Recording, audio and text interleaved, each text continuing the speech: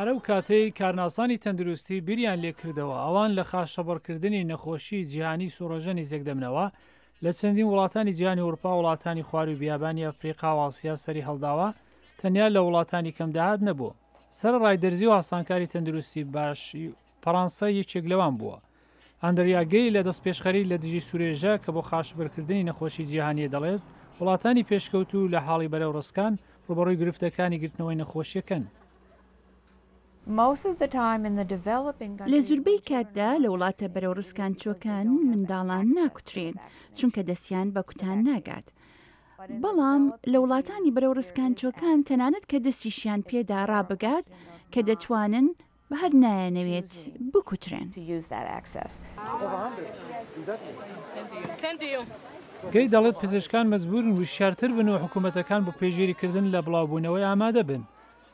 ئەوە منداڵانن کە بە تایبەتی لە ڕێگای هەناساڵکێشان ڕازوو دەیگرنەوە وا دەکات تووشی کوێری بن و کار لەسەر مێشکدا دەنێت و لە هەندێک نمونان گیانیان لێ دەستێنێت. نەخۆشی سوورێژە هەر ڕۆژەی 450 کەس منداڵ دەکوژێت. نەتەوەی گرتوەکان بۆ ماوەی چەندین ساڵان هەوڵی لە دژی سوورێژەداوە و کەمکردنەوەی ژمارەی مردنەکان 3 ساڵ لەمەوە پێش وەدەست هات. لە کۆتایی ساڵی 2010 هەموو وڵاتێکی جیهان گەیشتە ئامانجی بە کەمکردنەوەی ڕێژەی گیان لەدەستدان لە ئاکامی سوورێژە بە لە سەدانەوەت. تەنها لە هەندستان نەبێت چونکە لە وڵاتێکی گەورەی وەکو هندستان ژمارەی گیان لەدەستدان لە ئاکامی سوورێژە ئێجگار زۆرە. بەڵام کارناسان دەڵێن گرنگە لە هەموو بەشەکانی جیهان نەخۆشیەکە نەیاڵن دەناوا دەکات لەو شوێنانە سەر هەڵبدات کە هێشتا نەخۆشیەکەی لێیە.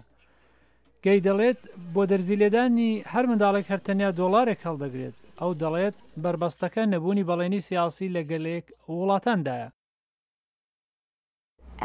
چونکە لەم دەمەی سوورێژە کەمتر بڵاو دەبێتەوە خەڵقی ئەو نەخۆشیە بەدیناکەن تەنها نەخۆشیەکانی تر دەبینن و چەختی لەسەردا ئەنێن لەسەر ئەوانەی کە دەیان بینن. ئیدی لەبیری دەکەن گەر نەکوترێن دووبارە سوورێژە سەرهەڵداتەوە. بەپێی دەستپێشخەری لە دژی سوورێژە نزیەکەی $212 میلیۆن خرج هەڵدەگرێت هەتا لە نێوان 2012 تا 2015 نەخۆشیەکە تا 2020 خاشەبەر بکەن. ئەم راپۆرتتان لە دەنجی ئەمریکا پێشکەش کرا.